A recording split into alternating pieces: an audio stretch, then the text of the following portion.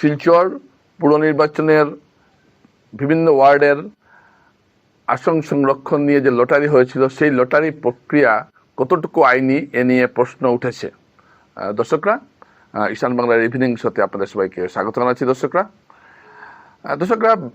আইনজীবী ধর্মানন্দ দেব, শিলচর বার সংস্থা আইনজীবী ধর্মানন্দ দেব বিশিষ্ট সমাজকর্মী, তিনি একটি সামাজিক মাধ্যমে একটি পোস্ট করেছেন। সেই পোস্টে তিনি বলেছেন যে 9 ডিসেম্বর 2024 জেলা শাসকের অফিসে সর্বদলীয় বৈঠকে একটি লটারির মাধ্যমে ঠিক করা হয়েছিল শিলচর পুর কর্পোরেশনের কোন কোন ওয়ার্ড সংরক্ষিত হবে, কোনটা মহিলা সংরক্ষিত হবে, কোনটা তফসিল সংরক্ষিত হবে, এইসব কোনটা সাধারণ ওয়ার্ড থাকবে সেটা লটারির মাধ্যমে স্থির হয়েছিল। সেটা 9 ডিসেম্বর 2024। এখন প্রশ্ন যেটা আসছে সেটা হলো, তিনি যে প্রশ্ন তুলেছেন, এই যে সবার কোনো সরকারি নোটিফিকেশন কিন্তু এখন পর্যন্ত আসেনি। যেহেতু এটা কোনো সরকারি নোটিফিকেশন এখন পর্যন্ত আসেনি, তাহলে এই লটারির মাধ্যমে যে আসনগুলো সংরক্ষিত করা হয়েছে সেটার কতটুকু আইনি বৈধতা থাকতে পারে সম্পর্কে তিনি একটা প্রশ্ন তুলেছেন।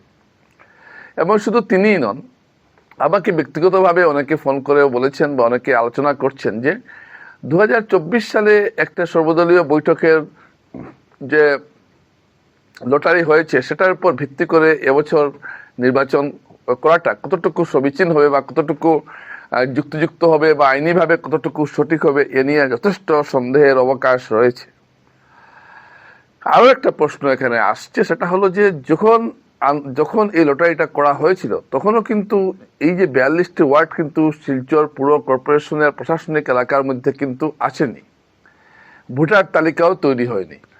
তো যখন প্রশাসনিক এলাকার মধ্যে আসেনি এবং ভোটার তালিকাও তৈরি হয়নি, তাহলে কিভাবে বুঝবেন যে কোন আসনে কতজন তফসিলি আছেন, কতজন ওবিসি আছেন, বা কোনো জনবিন্যাস তো সামনে নেই।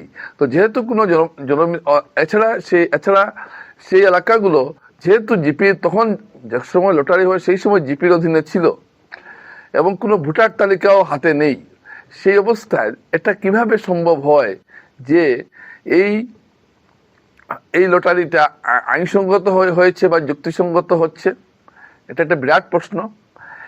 অনেকে আবার এমন প্রশ্ন তুলছেন যে এই ধরনের যখন লটারি করা হয়, সেই লটারি করার যদি 6 মাসের ভেতরে যদি নির্বাচন না হয়, তাহলে এটা নাল এন্ড ভয়েড, মানে সক্রিয়ভাবে এটা বাতিল হয়ে যায়। তাহলে এখানে প্রশ্ন আসছে, তাহলে এই যে 2024 সালের 9 ডিসেম্বর সর্বদলীয় বৈঠকে যে জেলা শাসকের অফিসে বৈঠকে যে লটারি করা হয়েছিল, সেটা কি আদৌ এখনকার প্রেক্ষাপটে কি যুক্তিযুক্ত? এখন নতুন কর্পোরেশন হয়েছে, কর্পোরেশনের ভোটার তালিকা প্রকাশিত হয়েছে, কর্পোরেশনের সীমানাও নির্ধারিত হয়ে গেছে, সব কাজ শেষ, এবং এমনকি এই কয়েকদিন আগে নতুন ভোটার তালিকা প্রকাশিত হয়েছে। এই ভোটার তালিকা না দেখে আপনি কিভাবে বুঝবেন যে কোন ওয়ার্ডে কত বাসিন্দা কিভাবে আছেন?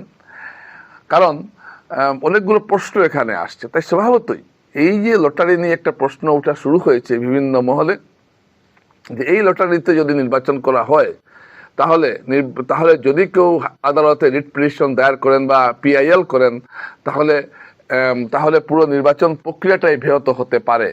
এমনিতেই অনেক বছর পর শিলচরে পুরো নির্বাচন হচ্ছে, তাই 2014 সালে শেষ নির্বাচন হয়েছিল, তারপর আর নির্বাচন হয়নি। 2020 সালে বিগত পুরো বোর্ড কার্যকাল শেষ করেছিল। এরপর আজ 6 বছর হয়ে গেল পুরসভায় কোনো নির্বাচন হয়নি, কোনো নির্বাচিত বডি বা নির্বাচিত কোনো বোর্ড বা কর্পোরেশন কিন্তু শিলচর পুর নিগমে নেই। সরকারি আধিকারিকরাই পুরো কর্তৃপক্ষ পরিচালনা করছেন।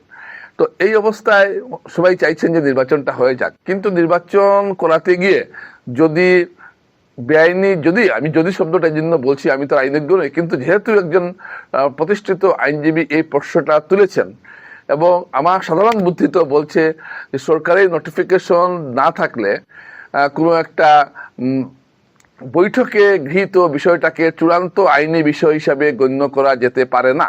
এটা সাধারণ বুদ্ধিতে বোঝা যায়।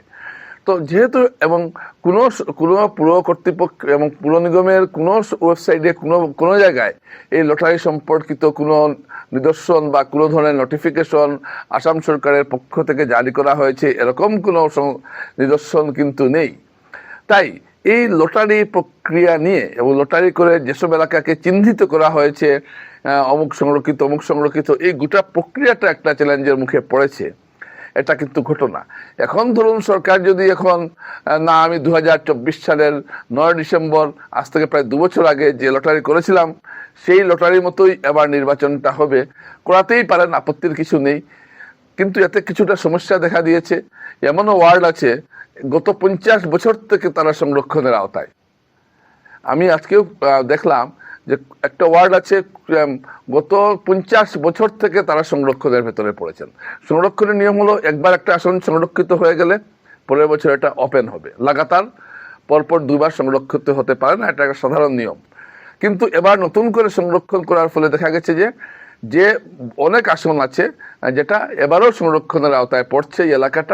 এই এলাকায় বারে বারে সংরক্ষণের আওতায় পড়ছেন। তো দর্শকরা, আমি আজকে কথাগুলো এই জন্য আনলাম এবং আইনজীবী ধর্মানন্দ দেব যে প্রসঙ্গটা উত্থাপন করেছেন এবং আমার মনে হচ্ছে এর পেছনে অনেকগুলো কিছু যুক্তিযুক্ত কারণও রয়েছে এবং সরকারের উচিত এই বিষয়টা খুব ভালোভাবে দেখা।